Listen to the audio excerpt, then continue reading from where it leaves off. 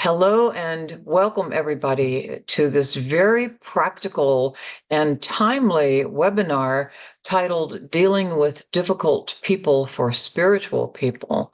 This is the October 2024 webinar of the Institute for the Awakened Mind. And we have with us a guest named Bethany Gonyea, who is the author of this book, and another one, Conscious Athlete, which we heard from Bethany about a ways back. Bethany is a mind mirror practitioner, biofeedback therapist, and expert in that field for years and years. She is a wonderful writer and assists at the Monroe Institute as a monitor and writes reports. So she's very much into research. And she founded an organization called Numinous, which maybe she'll tell us more about it later on. But what I know is that she gathers people together who are willing in different cities to meditate together online and has phenomenal results with crime rates going down in the immediate area. She's got her fingers in many different pies. And then this one has really addressed a topic that is probably, I think you'll find dear to your heart during this webinar, because everybody has a petty tyrant or 10 in their lives. And I wanted to just start out by sharing my little story with you about this book. Of course, I read it and had just come home from 6 weeks out of state working with a family need. And when I came back home, I realized that I was feeling a lot of fear and anxiety. And I generalized it and said, oh, maybe something bad is going to happen. And I looked around and thought, is it world politics? Is it the presidential race? Is it somebody in my family in danger? It was that persistent. The anxiety was really an overdrive. And I was reading Bethany's book and thought, this is fabulously interesting. And then I did her first meditation. And during the meditation, a face popped up. And I thought, I wonder what that is about. And at the end of the meditation, all of the stress, the nervousness was completely gone. And I realized that it had been leftover crazy person drama energy from my time out of town, where I had encountered and had to repetitively deal with not one, but two petty tyrants who were calling me on the phone and texting me and saying all kinds of crazy accusatory things that I had to keep swallowing any lethal response and dealing with for the sake of the person I was down there to help, who wasn't yet 18 years old. So I had to just deal with that whole situation. And they'd really had a terrible effect on my energy system. But you cleared it for me, Bethany. So I want to say thank you so very much. It was such a relief not to have that going on. And the subtitle of Bethany's book is Using the Friction of Our Most Challenging Relationships to Cultivate the Pearl of Heightened Consciousness. I had cultivated it repeatedly, and that's what had kept me sane enough to deal with these people repeatedly over 6 weeks' time. But they definitely had an effect on my energy field. And I would bet that other people have had similar experiences. So I'm really keen to get started and discuss this with you. And I wanted to just ask you to begin with, what brought you to write a book like this? We teach what we need to know, right? I really have thought, I do this research where we invite people to send love and light to a city and then measure the violence reduction. I really feel as though, because I was drawn to that research and because I'm such a lover of love and light, like I love to love, right? So I really feel as though the universe had to go out of its way to show me almost like the limitations of peace, to show me that there was another whole side to see everything. Love and light is a beautiful thing, and I use it all the time. But there are times that we need to experience, we need to be able to learn something different and to use a different skill set. And I had petty tyrants in every area of my life, multiple ways, the stories I wrote in the book. And they were not easy ones. They weren't just, oh, maybe alcoholics around me. The universe sent me some top-notch ones. And what happened after that was I started to figure it out. I was sitting at a workshop, it was a luncheon, and I remember the author, it was the author of The Millionaire Next Door. And the author of The Millionaire Next Door was up at the podium, and he's not to be confused with the sociopath next door. And the woman next to me said, oh, I read that book. That was amazing. And something just told me I had to get that book. I ended up reading that book. In that book, she talks about half of a sociopath is a narcissist. And then I educated myself in those types of things. And as spiritual people, we have the understanding that we're all God's children. We're all one, compassion across the board, right? And yet, what I've come to understand is how much we need to humble ourselves on when to employ those spiritual principles, because there are some people neurologically not anywhere near those principles. And if we ignore them, we put ourselves in danger. Oh, sounds like a journey. And I appreciate that you acknowledge so many petty tyrants in your life.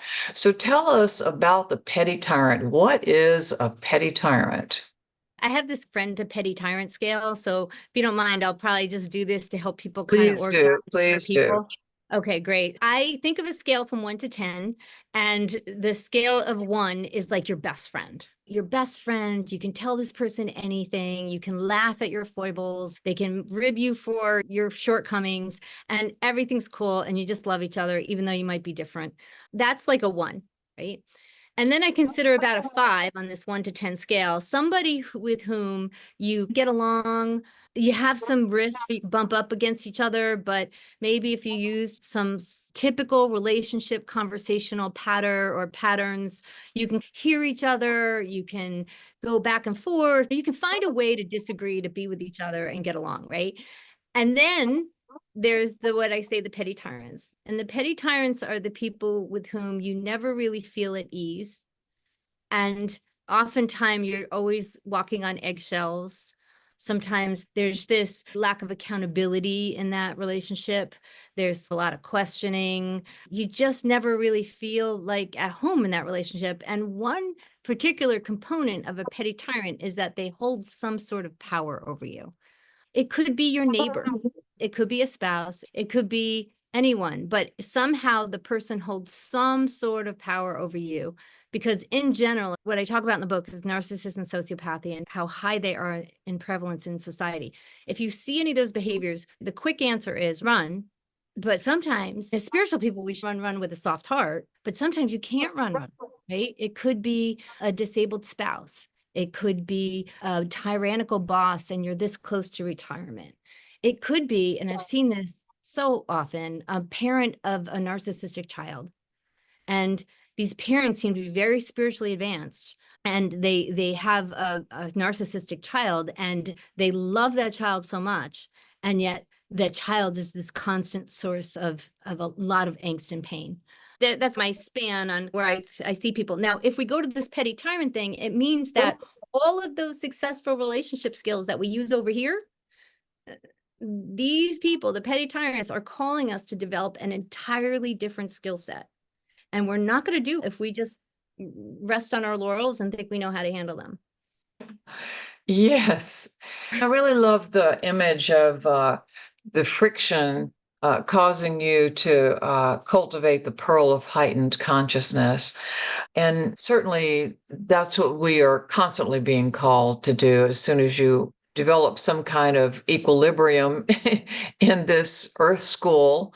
The next thing takes you to a different level where you have to regain the equilibrium with new skills. But this petty tyrant whole idea, I really realized how plagued I had been a lot of my life by them. And I really appreciate that you're saying that it's not because you yourself are a petty tyrant, that sometimes these guys are just attracted to light to help themselves because they're looking for somebody who can teach them not to be that way.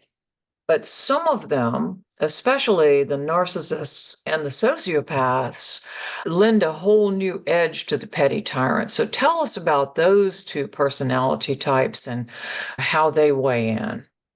Absolutely. So in The Sociopath Next Door, psychiatrist Martha Stout talks about actually the relatively high percentage of sociopathy in our culture. And you may be surprised to hear this, but it's 1 out of 25.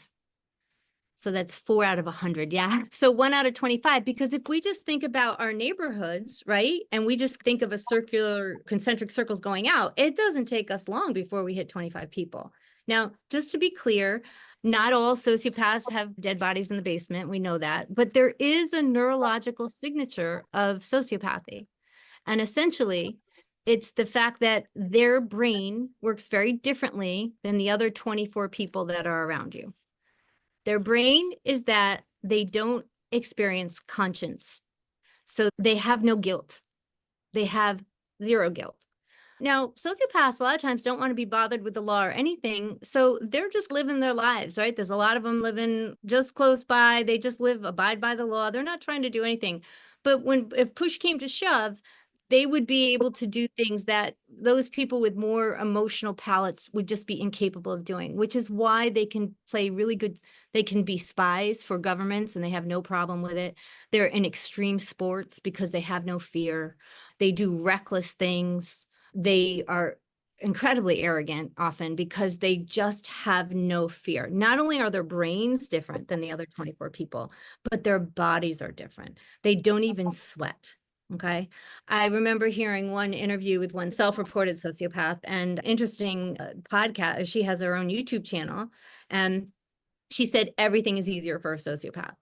Because can you imagine if you went through high school and you didn't have an ounce of fear? Like how dry, right? So everything is easier for them. And what was interesting about this one sociopath is she was saying what would happen is every 2 years I would lose all the people around me. And because she was doing all these like high sociopathic behaviors like manipulation and gaslighting, and then she couldn't understand where then everybody would hate her and then leave her. So she put herself in therapy, not because she wanted friends, but she was just tired of having to go through new friends. Poor thing. I know, right? I know. And the other thing that's really important to know about sociopathy is that they're very different than us in their emotional palette. So what happens, what entertains us in our most mundane activities, think about it. Every day, maybe you drive the same path to work or you sweep the same floor, whatever. In these mundane activities, we entertain ourselves by sifting through our emotional landscapes, by distilling things through and down. We don't get bored because we're just working through our lives while we're doing the boring stuff. But a sociopath who has no emotional tenor, they're bored out of their minds. And so because of that, they have no inner life. So they look at people as objects outside of them, like pawns on a game board. So it's very much about we can get on their radar and we can become entertainment. That is that. Now, because we're spiritual people, I often feel I know it's not good for us to otherize them. So if we feel ourselves getting tight in our energy field or whatever, I really do believe that when I heard that 4% of the population was sociopathic, for some reason, I thought that sounds like a really specific recipe by source. Like they're here to keep we're all here to learn. And so they provide a very special role and they're here to serve us as well. There are noble teachers in a lot of ways. Now, granted, some of them are so bad that if you get that creepy vibe, you just need to run. Like there's no staying, there's no nothing, like you go. But again, there are these other situations where people could be stuck for decades with one, and it can destroy your spirit if you don't understand what's happening. So what about pity? There's something about they tend to be able to elicit pity. They don't feel it, but they tend to elicit your pity, and that's how they draw you in. Yeah. Yeah, and that's why we're spirit, right? We're all spiritual. We want to be all love and light. We want to be compassionate, and then we feel quote pity or this softness, this empathy for somebody. But that's actually one of the signatures of sociopathy. It's the fact that they're drawing from us pity while they're hurting us. So Okay. if you ever see that combination, Because a lot of times the spiritual people, like light coming down into us and we're feeling strong and we're watching the whole thing. I remember so clearly one person coming at me. And at the same time as he's being horrible to me, in my head, I can tell this is his own self-hatred. I knew it was total projection on what was happening. So I felt bad for him because I saw his self-hatred, but it was coming out to me in a very harsh way. So that's a big signature. If you find yourself feeling sorry for someone while they're hurting you, Dr. Stout will say that's the #1 thing to give away of a sociopath. They play off pity like crazy. I guess there are scales. The dead bodies in the basement would be up at the top, but would you find then at lower levels of that syndrome, how does the petty tyrant relate to the sociopath? Well, one, I think it's important that we recognize that we're dealing with someone with no conscience. And that's a very serious thing.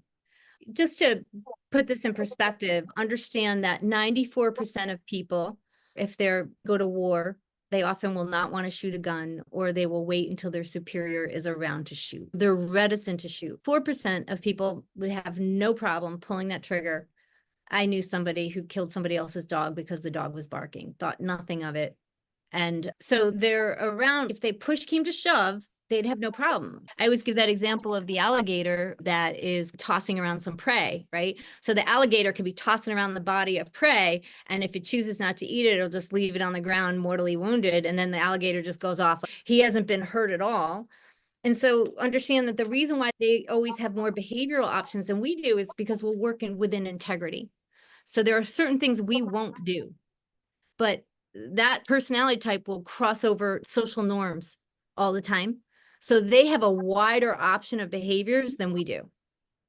And the best thing Scary. to do, yeah, it is scary. So the way I have tied this up is I was thinking about doing this PowerPoint. I was going to talk about stages of consciousness, because how the role that they can play for us is because they have that wider integrity, that wider behavioral skill set, they can call us out on our false selves. And they have a way of pulling things out in us that nice people can't. Right? And we could feel powerless in their presence.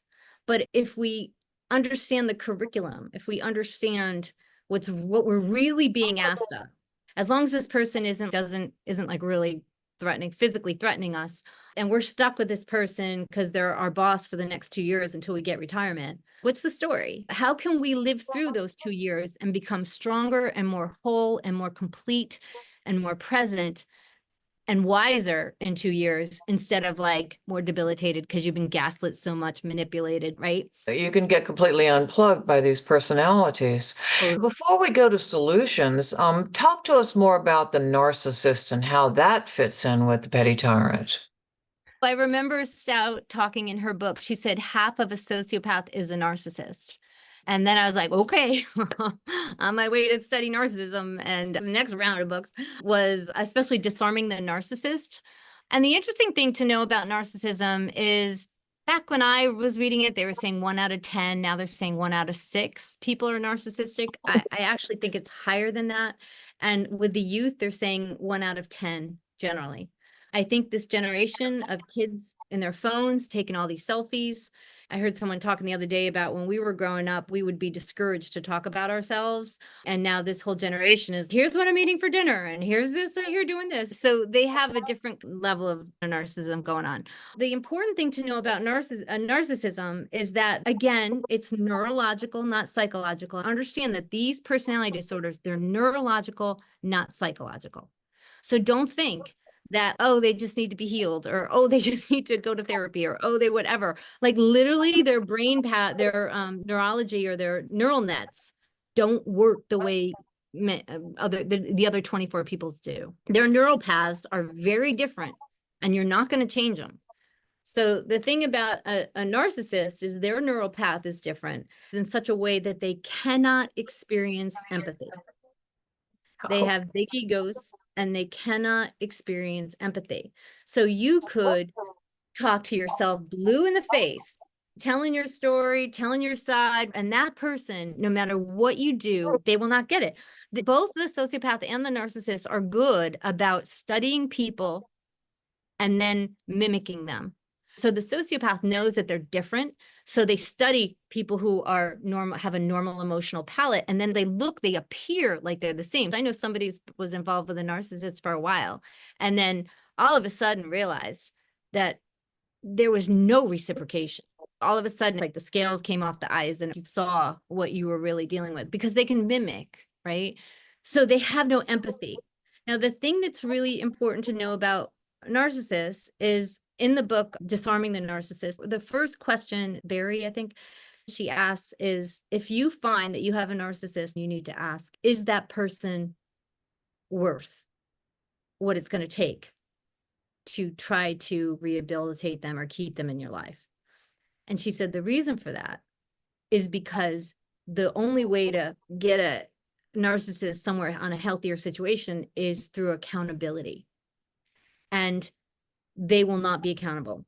So I used to say with my narcissist, it's like nailing Jello to a wall. There was just nothing I could ever do to have this person say he would do something, finish it, and actually do what he said he was going to do. And I was raised in a home where my parents, when they said they were going to do something, they did. When they said they weren't going to do something, they didn't. I didn't know anybody whose words didn't mean anything. If you're in a healthy relationship, you're accountable to each other, and you have to decide, is it worth it? Now, like I said, I have a girlfriend of mine who has a beautiful, very advanced soul, and she had a son who was very much narcissistic, and I'll never forget it. When he graduated from high school, she kissed the ground. I'm just so grateful I got him done. He graduated from high school, he had a football scholarship, and then sure enough, within the first semester, he lost the whole scholarship. Now, granted, with her, I know she adores her son. She's never going to turn her back on her son.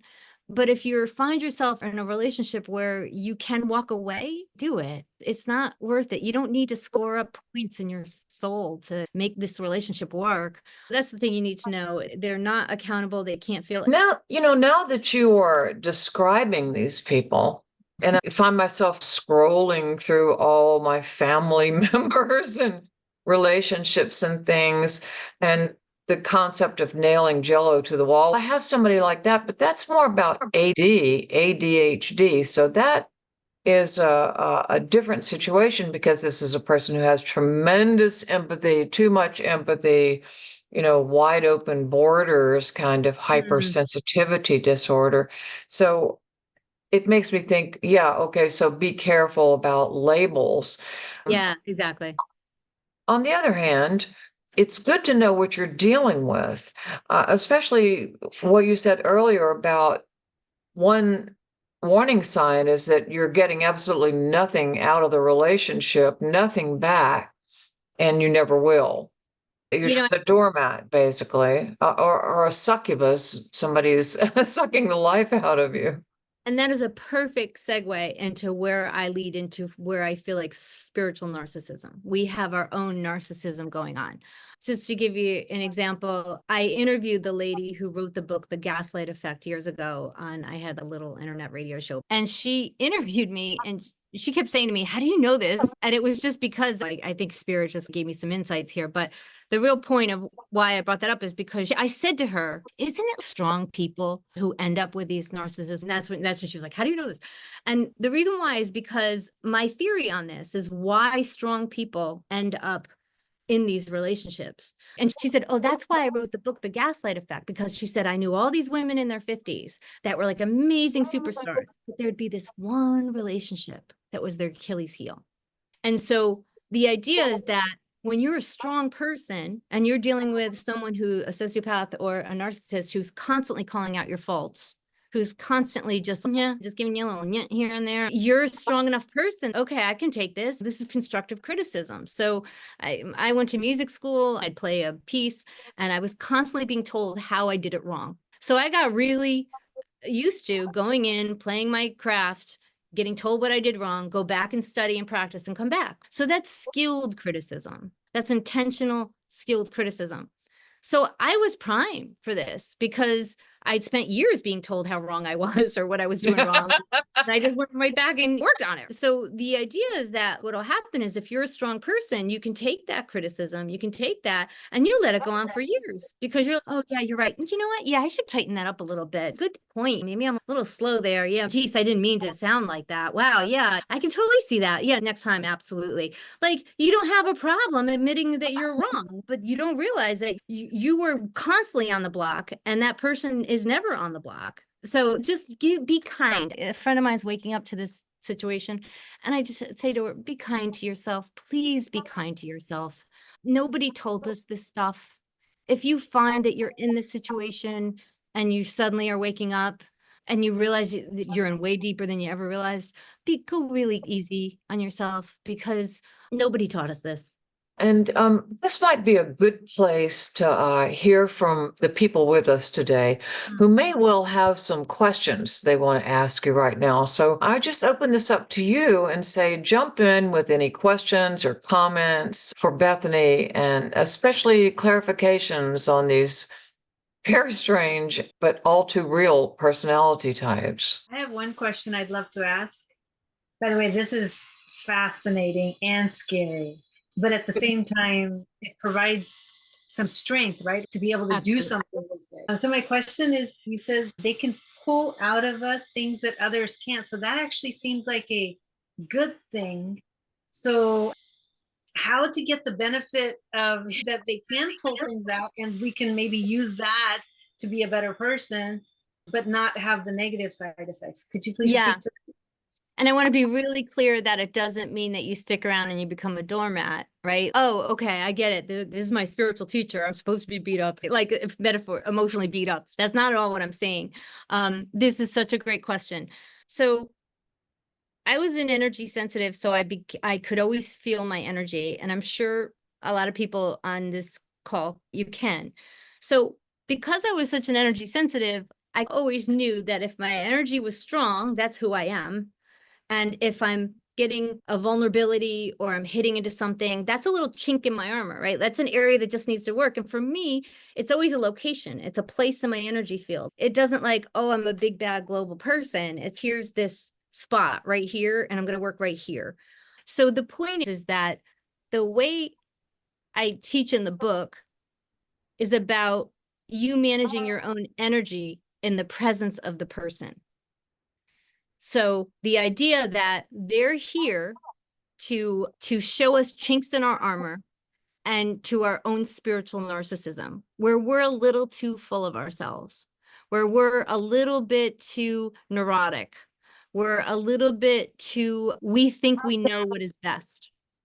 And what they do is teach humility, lack of self-importance. I have put it in the flyer, detachment. They're teaching us soul retrieval.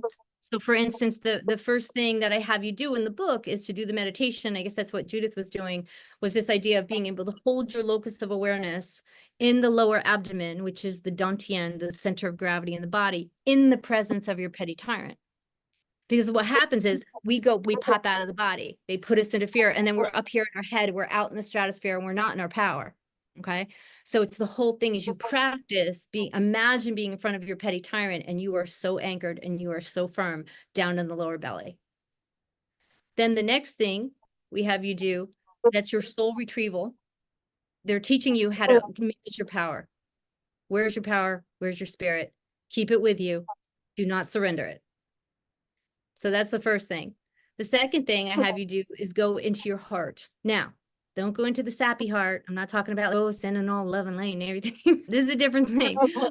We're doing the heart where you're present and it's kind and it's soft, but it's not starting to cave in on itself and you start going into story. I give this one example of a book of a well-known Hay House author. I'll just tell this little vignette. She was dating a guy and she realized that he liked those shows where people were killing other people. Oftentimes it was marital partners. And she thought it was odd. And she finally says something to him. I can't help but notice, but it seems like you're really interested in these shows where husband and wives kill each other. And he says, I think you might want to do that to me. And he turns to her in the most chilling, cold way and says to her, I'm going to use another name, Kathy, if I were to do that, I would plan it first. Yeah. And her back, her whole body electrifies. But the whole night she's standing there talking and telling the story. He seems to be flirting with alcoholism. And he did take steroids when he was younger. And so that could have really messed with his brain. The whole night long, she's trying to tell this story. So her heart wants to be the spiritual person. And she's telling this story about this guy who clearly had a clear path of what he would do to take her out. Idea is that when we go to our heart, we don't want to go into story. We want to empty ourselves of ourselves and allow ourselves to just be. And can we just keep our hearts open to be teachable, not get enamored with our own thought system, okay? So that's what we want to do in the heart. So we're lining, we got the lower belly, we got the heart. Then we'll go up into the center of the head, which you would say third eye. And what we start to realize at that point with our energy is what we're doing is when we go up and tell those stories, we're projecting. We're literally, our spirit's going out of our body and we're projecting. So just have you practice being able to hold your awareness in the center of your own head in the presence of, you're imagining your petty tyrant in front of you, and you are staying sovereign. You are not going into story. You're going into this very neutral space and being able to access a higher wisdom. So the idea is that you can see clearly. Because you're not projecting your story onto them, you finally get to see them, right? So you're going to see the narcissism. You'll see the sociopathy. You won't be explaining it away of, oh yeah, his dad used to be like that. Like, you'll see it, and then you'll never be able to unsee it. And it's going to change how you relate to that person. So you're strengthening up almost the root, the dantian, the heart, and the third eye. That's the whole main components of the energy system, which also relate to the mind, the heart, and the spirit.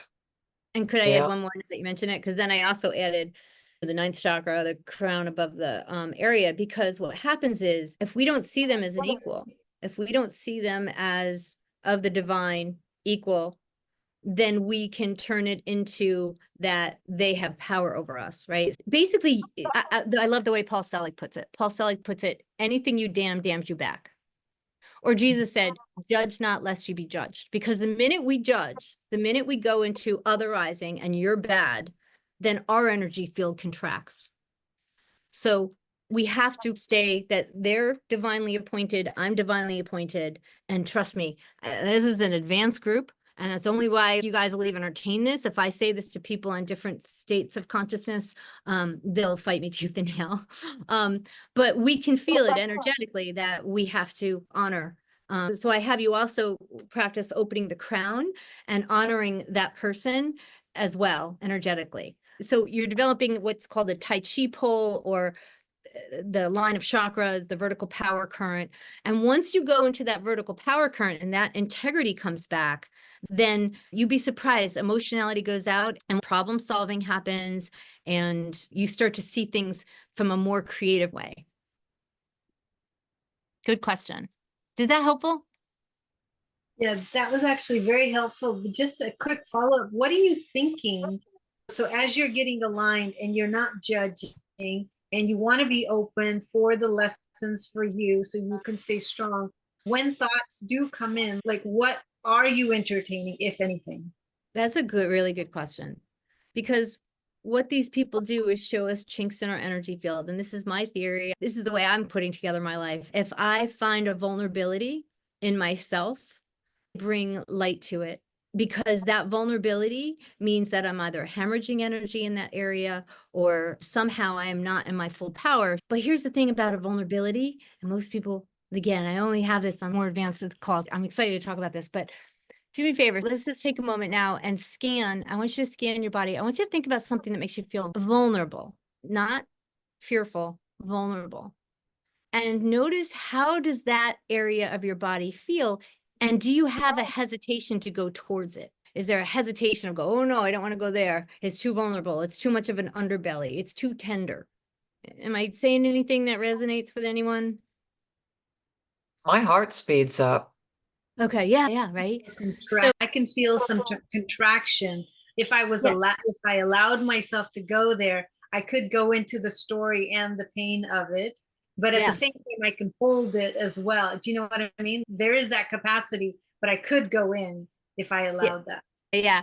Now, if you were to go in, what would it feel like? Do you mind my asking? You don't have to. Could you take a guess on what it would feel like?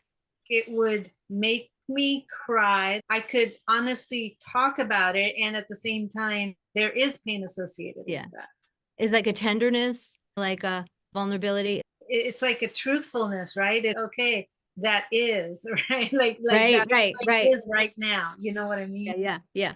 So my theory on vulnerability is it's actually if it's really vulnerable, not fear, it's actually where we're closer to the divine, right? Because we feel exposed. You feel, oh, it's got this tender underbelly, this thing of, oh no, I don't want to go there. But what if that's part of our energy field that actually is opening to divine? You're closer to the field. There's that tenderness coming in. So could that area of, quote, powerlessness, vulnerability become the area of power where you are allowing divine love to flow through into that area? So could it become a portal as opposed to a weakness, a powerlessness? So that's the other thing is, so I'm having you align here, but then also cleaning up your field around here so that there's no place that love isn't going into. It's like bringing light to every corner of your mind, every resource of your mind. And I send out prayers and I find them to be answered. The Course in Miracles talks about how we don't have to be genius at this. We just have to have a willingness. Like, we are not here to forgive. We just have to be willing to forgive. Then the Holy Spirit or infinite love, whatever you want to call it, swoops in and it does it for us. It's so amazing. We just have to be willing to let go of that clutching, gripping, and grasping, and then open up our hand, because it can't be healed if we're holding on to it. But if we have the courage to go here, then it can be taken and then the area gets healed. You see what I mean? So that's empowering. My theory. And then just to along those same lines, look for any vestige of guilt. Course in Miracles spends the first third of the Course in Miracles just going off on and on about guilt. After a while, you're like, enough with the guilt. But I understand why it has to spend so much time on guilt. According to the Course in Miracles, the only purpose of guilt is to disrupt communication from God, to disrupt communication from infinite love. Because if you feel guilty, it means that you've made yourself judge and juror, and that means that you've judged yourself. And so it disrupts communication from God, because if you've judged yourself, then why would infinite love, like you've taken care of it. So you're not letting infinite love come in and heal it. So guilt, I also do this in the book, is I have you spend some time just throwing in all your guilt. I want every ounce of guilt out of you, because then you bring God, infinite love, into every thought, and then you never feel guilty. You never have to feel, because that's one of these things, these relationships will play with our guilt. They'll manipulate us through our guilt. And I remember Dr. Phil years ago saying, anytime you parent out of guilt, it will come back and bite you. It will come back. Anytime you do anything out of guilt, it has a layer around it and it's going to come back at you somehow. So the idea is, can we bring God into every thought, everything, whether you're trying to quit smoking, you're trying to change eating habits, stop drinking, whatever it is, can you bring God into whatever behavior that you think is so bad? Because that guilt becomes our Achilles heel, and they know it. They study us more because they don't have an inner life going on. So they're watching you. They're watching you where your Achilles heels are, and they have no problem using it against you. Feed on that, capitalize on it, post on it. Yeah. They know our guilt trips more than we do. Basically, you are saying that the petty tyrant, whether it be a low-level petty tyrant, somebody that you have to, as you put it, bob and weave around, which I really love that, or whether it's a full-fledged sociopath or narcissist, that if you can leave that relationship, it's better for your spiritual health to do so. If you can't, then it's part of your spiritual health because it's an invitation to mastery. Exactly. Your background as a biofeedback therapist really plays a beautiful role in this book to explain how people don't even often realize the intensity of their emotional response, but it shows up on the biofeedback, the GSR sensor. Of course, we have these, and we see this all the time, even in the Mind Mirrors brainwave profile when you're working with a client. There are these 3 little drawing spaces where you ask people to talk about their stress. And they'll say, oh, yes, I'm having so much trouble with my mother-in-law. It's just one thing after another. And then they'll start talking. So you're drawing your little readings and recording your little numbers. And then they'll say, yeah, I've had some financial, and I think that's the biggest thing I'm worried about.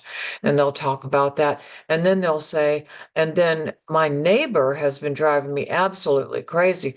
And it turns out from all the readings that it's really about the neighbor. And that's the one that's got the high beta, and the GSR goes crazy on that one. The heart rate rises. And it's not even just that we allow others to push our buttons, it's that sometimes there are so many buttons being pushed that we can't zoom in on which ones are the problems.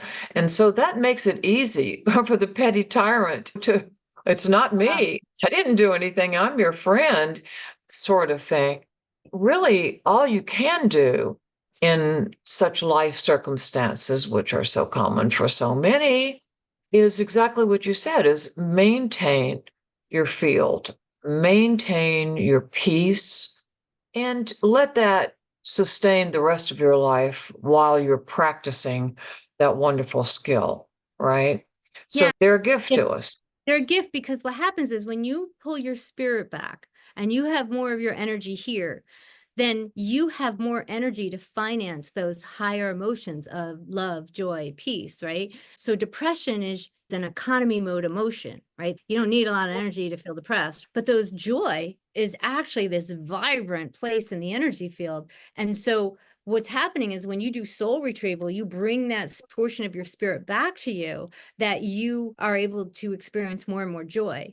And so what happens is, as the shamans would take this to the next level, once you figure out this game, because it's really a game, once you figure out that it's a game, then it starts, and you get the cultivated detachment, then you start to see just how light you can keep your heart while you're in the middle of the petty tyrant training. So this is like next level. And there's this idea of, if you can help your heart be lighter.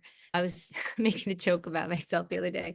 I've been single a long time, and I've been joking about how ever since I got here to South Carolina, once a week I take myself out for pizza, and it's my own little date with myself. And I just riffed on this whole thing of, I might be mad at me that I'm late. And I'm talking to this guy I'm working with, and it could have looked so pathetic that I take myself out for pizza every week. But I just found it hysterically funny. And so what happens is you end up just starting to see the humor in a lot of things. And so your energy's so intact. And anyone knows that I'll be as real as anything. So I'm not saying that I hold this space all the time, because I like to be 100% real. You don't want to fake anything. You want to stay authentic all the time. Because if you layer it with some spiritual BS, you can't get to the bottom of it. You can't really heal if you're telling yourself you're supposed to be spiritual, all that crap. But that being said, I do find myself more and more like chuckling. Just every now and then I'll just burst out. It's just, things just get funnier. And so I think I had this quote here by this guy. This is a portion from my book. Humorist Carl Wiggins eloquently connects all of the components I've been sharing with you as he associates laughter with shamanism through the image of a court jester. He says, the laughing, joking court jester, who is really a shaman, has all the respect of a king, for there has always been an element of danger lurking about beneath the surface of his smile. So he's the jester. He's playing this dangerous game of making fun of the king. And he's got to stay alert, aware, light. And the thing is, these people can be, they're one wrong thing, they'll call you out on it. So this idea that after a while, it's just a game. You start seeing, okay, I'm hemorrhaging my power here. Okay, oh, he's got me on that one. Oh, da-da-da. And you just start taking inventory, calling your energy back, lightening your heart. And then you'd be surprised. So the way I end the book is that eventually you end up as friends and equals, that they hold no power over you anymore because you've done all your work. And so I quote this story from this edge. It's a story from someone else, but it was in Harry Potter. And it's this gentleman who was given this jacket, this cloak of invisibility, and it made him invisible to death. And at the end of the story, he decides it's time for him to die, and he takes off this cloak of invisibility, and death comes towards him. And the quote goes like this: "And they left as friends and equals." So death meets him and they leave as friends and equals. Like, in the end, your petty tyrant is going to be your friend and equal. Like, right now, they might hold power over you, but once you get all shored up and everything, you're going to be like, ah, good one. Yeah, I see that's the sort of the witness standpoint, is that you can laugh if you're a witness rather than being embroiled in the winds of conflict. Yeah. Yeah. And the idea of the Canencia plays into that. Tell us about that. I may not have pronounced it correctly. It's really a lovely concept, something to grasp. So the Canencia is a place where a bull will be in the bull ring, and they'll find this place in the ring where they are emboldened, that they are just in their power. And it's more psychological than physical. But somehow at that point, all of a sudden, the bull gets full of himself. And if the matador approaches him in the cadencia, he's cooked. Like, there's something so strong about when we find our cadencia. And so the idea that they give us opportunities to help us find our own cadencia. And at that point, you're game on. And I don't mean it as an antagonistic thing, but that's the level of mastery of the shamans, where they're looking to be impeccable with their energy. They're looking to have their energy fully accounted for. And you only know that by getting yourself into situations where you're hemorrhaging it. Like, where are you losing it? So you have to have these things that show our weaknesses to help us strengthen where we are. Now, if we don't know this, we'll walk around bleeding in our energy, hemorrhaging our energy for decades, which is so sad to me, because that's not, in my map of the world, and I feel like it's a helpful map for many of us, that really we don't have to. We do not have to be miserable. We do not have to live in this world as kicked puppies. If you shore it up and you go in and you feel that weakness, that vulnerability, and you go in and you let that light in, you don't have to feel like a kicked puppy. You've just healed that portion of yourself, and you don't feel that bleeding of the energy out, that draining of, and so many people are living with these kind of holes in their energy field where they're hemorrhaging, they're bleeding. And it's so simple if we just knew some things. Yeah, because they're being beaten up and they don't know what to do about it. Nobody taught us this stuff. Nobody taught us this. Yeah. And if it's people you love, that makes it even worse, because the effect on your energy field is just horrendous. Adrenaline's running and you're saying, what's wrong with me? You've just been beaten half to death. That's what's wrong with you. Yeah. Yeah. And a lot of it is about humility. It's really about us getting pegged down quite a bit, eliminating the false self. Because if we eliminate our false self, then we become properly calibrated to the divine. We stop thinking that we know it all, because we don't know much. Our nervous system only lets in 0.0001% of the information around us. We know virtually nothing, which is why the Course in Miracles starts out with, I don't know what anything is for. I don't know what this cup is for. I don't know what this table is for. I don't know what anything is for. It literally, the Course in Miracles is trying to get us to unlearn everything we think we know, because we're so full of ourselves.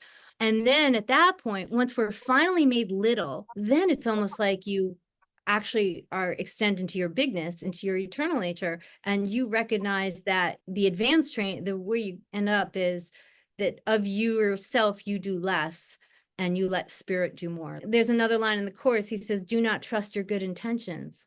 We think we know so much. We're so full of ourselves, but we don't know anything. We don't know what anything's for. So it's this idea of we're practicing this communing with infinite love, and we're being taught, and we're being put in our place, which can seem like an ego smashing or like an ego whatever. But then once you get used to the humility and you get used to being little, you're like, cool, I don't have to worry about this so much. We're becoming lighter and lighter, detached. And then you're more calibrating in the divine. And then that's where you get into those beautiful spaces that I wrote about in my first book. I love this book for the first one too, but this one for so many different reasons. I love the science you use to back things up, the wonderful anecdotes that come from your work as a biofeedback therapist, some of your own life anecdotes. It's just a wonderful read. And I think that by focusing, not otherizing, but by naming what we are encountering and otherwise don't know whether the problem is with us and therefore being empowered by it, by naming it, by defining it, then you do give us a remembrance of who we are. And even better than the book itself is your meditations, which you have online, and you have a beautiful meditation voice. And these meditations are just brilliant. They're not mind mirror meditations where we say, what color are you? Space while you come to it yourself. You're talking people through these meditations, and it just works so beautifully. You go so deep and you help them build their energy field, often very damaged energy field, back up and back out. And I just wonder if you would share or guide us in a meditation right now.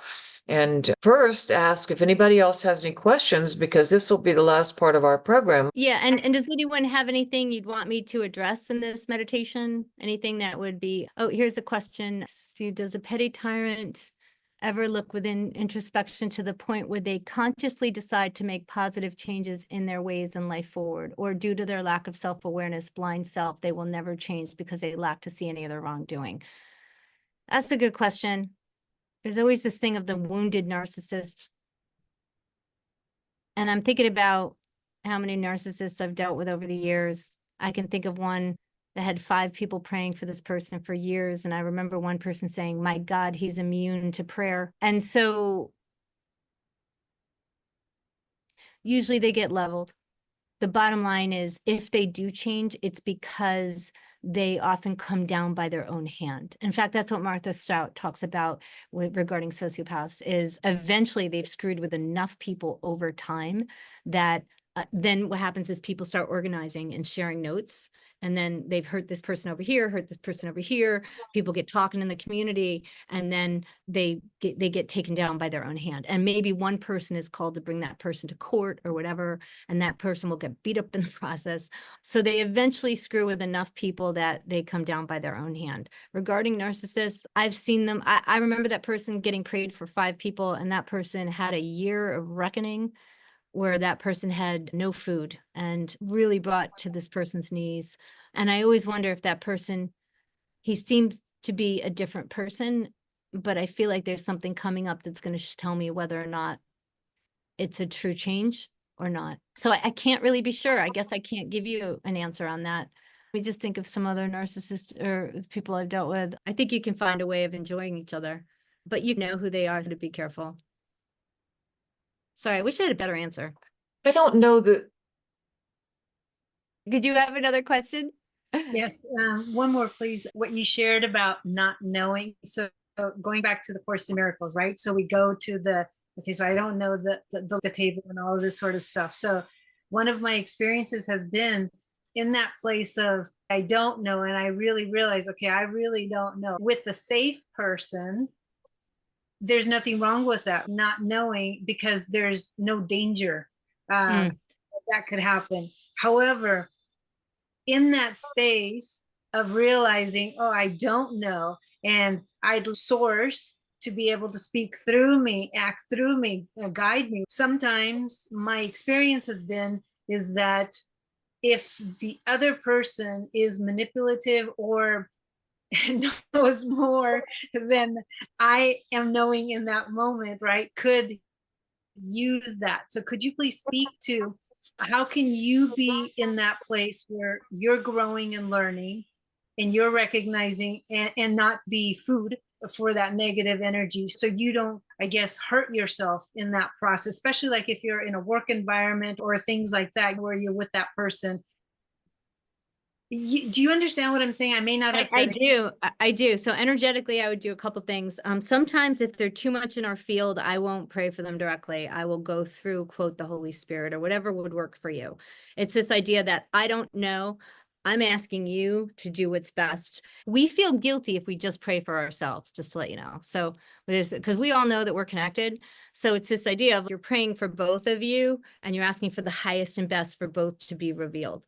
But don't bring them into your field. Don't make it like you're not responsible. You are putting it to something up higher, and you're asking that you both get healed. And I'm not going to tell you it's going to happen overnight. It won't. But you will but that's energetically integral, because in the end, we're healing our spirit. So you're going towards integrity on that. So that's the way I would do that, is don't try to take it on yourself. That's the humility. We don't know.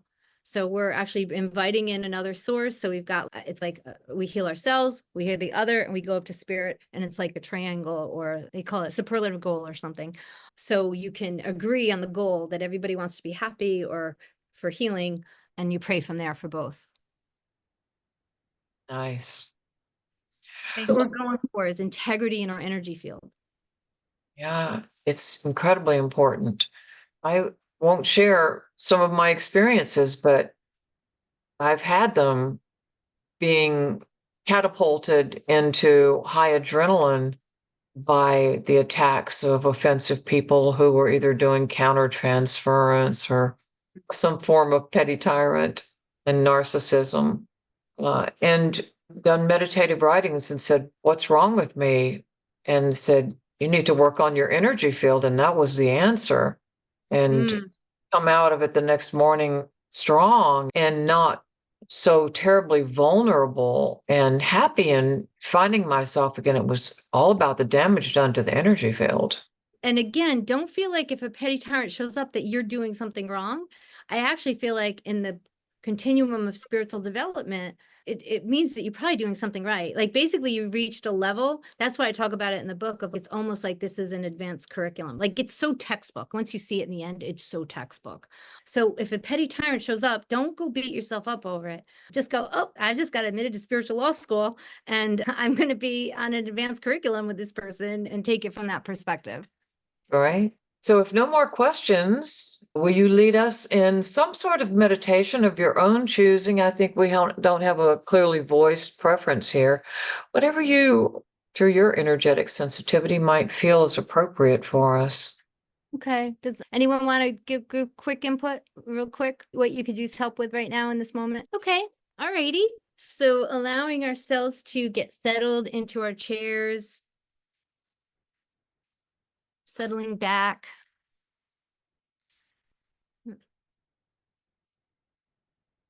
And if there's any part of your body that feels it's carrying a little too much tension, bring your kind mind to the area.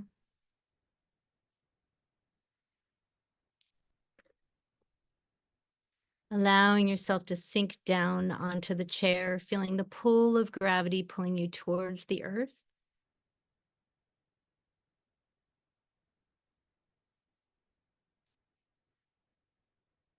And inviting your breath to come down into the dantian, which is about 1.5 inches below the navel.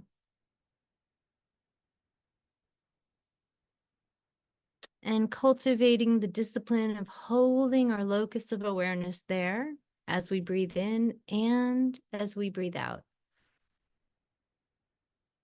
In the most gentle kindness way.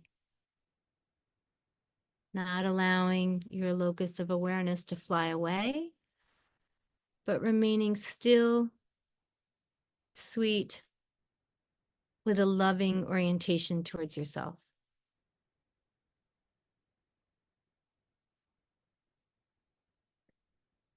Feeling the surface underneath your thighs and feet. Feeling as though you're a king or a queen on a throne. Anchored, tethered.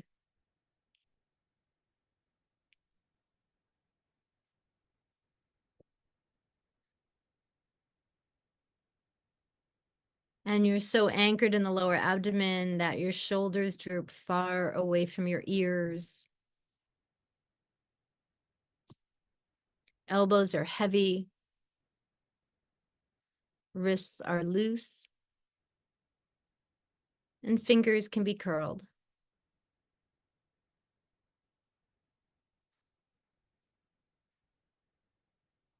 Tucking your chin down somewhat. And becoming aware of the line of energy going from your dantian through the heart, through the center of the neck, to the head, and back down. paving a pathway through the vertical power current within the body.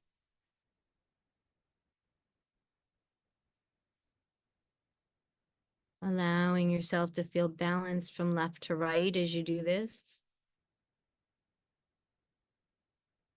From front to back. And from diagonal to diagonal.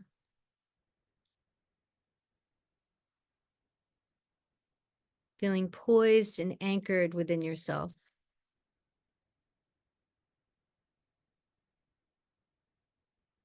Inviting your awareness to go up through the crown and poke around with your awareness and see if you feel an opening where you're inviting love and light to come through and cascade down over the crown of the head, sides of the head, tops of the shoulders, around the torso, front, back, and sides,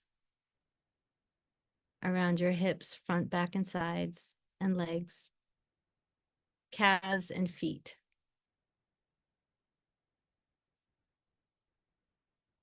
Creating a loving, kind orientation to yourself as if you're sitting with your own best friend.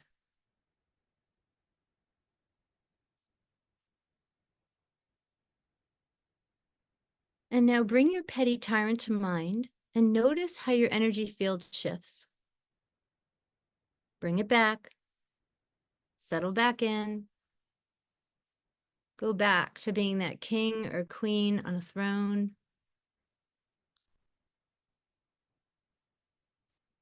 And practice being able to see them outside of your energy field, maybe across the room or somewhere else, but you are sovereign. You are whole.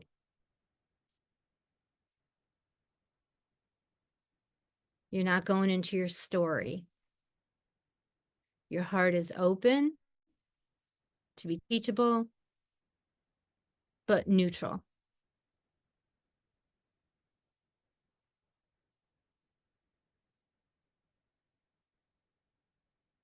And then gently inviting your consciousness up into possibly the center of your head.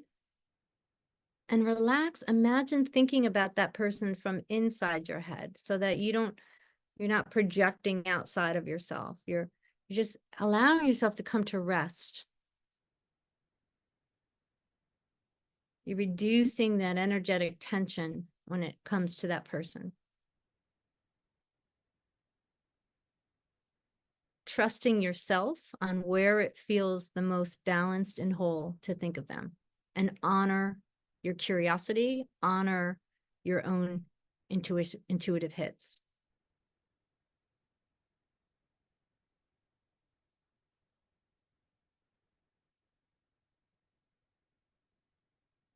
And now think about maybe possibly some guilt you have over this person. Notice where your energy field clutch, grips, or grasps. We're going to imagine a flame of divine light in front of you, and metaphorically imagine taking your hand, taking that block and throwing it into the light. Get rid of it. It's not you. Let it go. Into the fire. That guilt will not serve you. Let it go.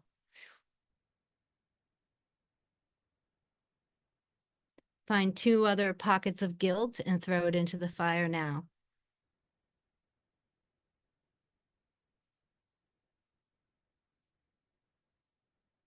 Let it go. It's not you. Let it go.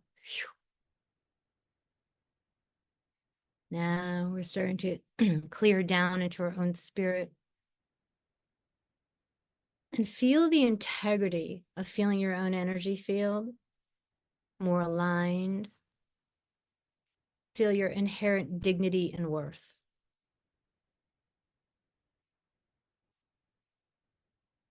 Your worth comes from being a citizen of the universe, not from any temporal thing in this 3D world. It's because you are an eternal spirit.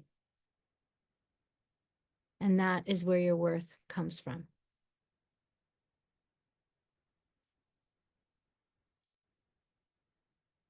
So now think about where you may feel as though you are powerless or where you're vulnerable. Scan your body head to toe. Where is that? Feel the nature of it. And then invite love and light to come in and heal that, to shore that up. And what if that opening actually becomes a stream of divine love and light, a divine power? So it becomes a portal.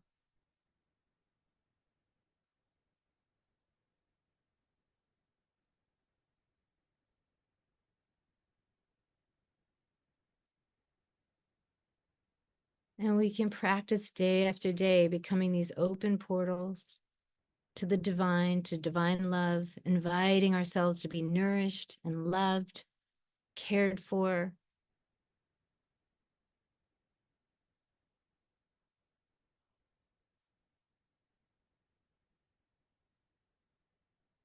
And now finally seeing yourself again across from that person, feeling yourself more whole and complete, honoring their presence in your life.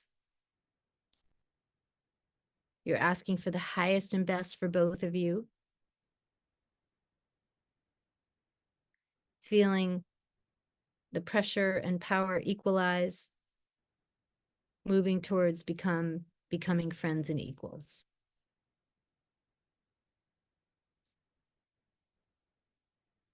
You've become sovereign, you're in your own power, and you remember the joke. That this is what we're here for, is to heal our spirits. And that's one of the gifts that Earth School and Petty Tyrants offer us that apparently is not offered elsewhere. So coming back, feeling that full sovereignty, wholeness, integrity, dignity, honor. That's the truth of who you are. And welcome back.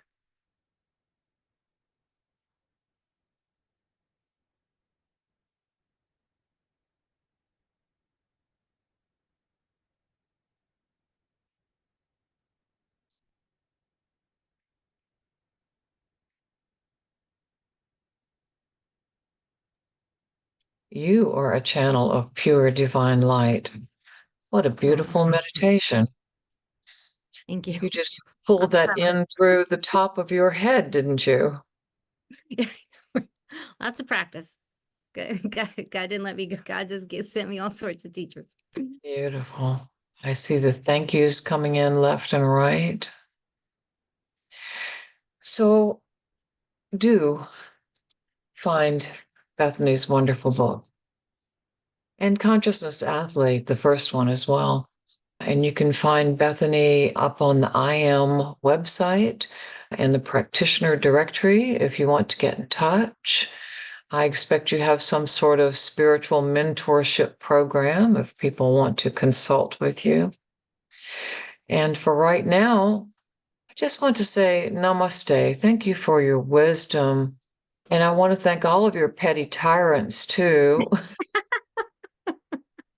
who drove you to do all of this wonderful study that you've shared with us and condensed into this superb book and then condensed even further into this delightful webinar. Thank you so much, Bethany. If anybody wants to unmute and share their thanks, this would be the time to do that.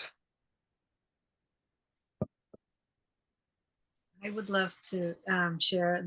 This was fabulous. When I saw the email come for this, for some reason, I just knew it was for me.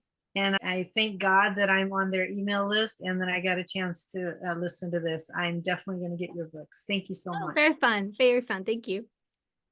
Yeah, thank you very much. I was actually just confronting this yesterday we deal with people in our personal lives who may have these attributes, but also online as we engage with people and people can operate under anonymity.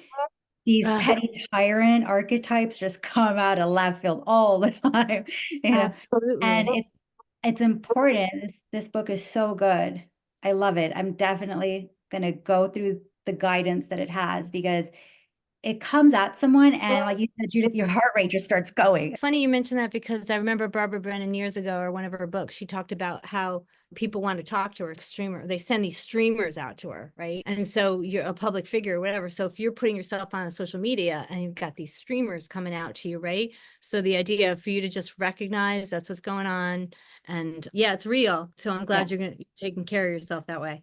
Yeah, absolutely. Protecting your energy, but also recognizing what they are, and not necessarily a force to be engaged and to spend the energy on, but seeing, even just, am I letting this accelerate my heart rate and get my adrenaline going? Yeah. And Yeah. what reason? Oh, there is no reason. Okay, learn that. So next time it becomes less intrusive. Yeah. Or find what was the chink, right? They got you on something, right? So what was it that triggered that event, right? Yeah. And so then if we stop fighting that, we just go into the powerlessness of it. See, we're so afraid of powerlessness. And yet what that does is powerlessness is actually where we're more getting calibrated. So if we fight against it, we're missing out on our own learning. Yeah, I love it. Thank you. Yeah. Anybody else? Thanks for having me. I appreciate the podcast today. Miss Bethany from upstate New York. But I'm glad she's still spreading the word. Thank you. Thank you, Harold. You're welcome. All right. Thank you all. I always say I feel like I'm as happy as I am because of all the things that went wrong in life. So just know that the punchline is joy. So it does start to just bubble. And I'm not saying I don't have my moments. I'm saying while I have those moments, I also know joy. That's not the truth of who I am. And the joy and the integrity and the honor and that's who I really am. Thank you for sharing your joy with us. We'll see you next book. Yeah. Okay. So long. Bye right, for now. bye-bye. Thank you again. Thank you, everyone. See you next time. Bye-bye. Bye-bye.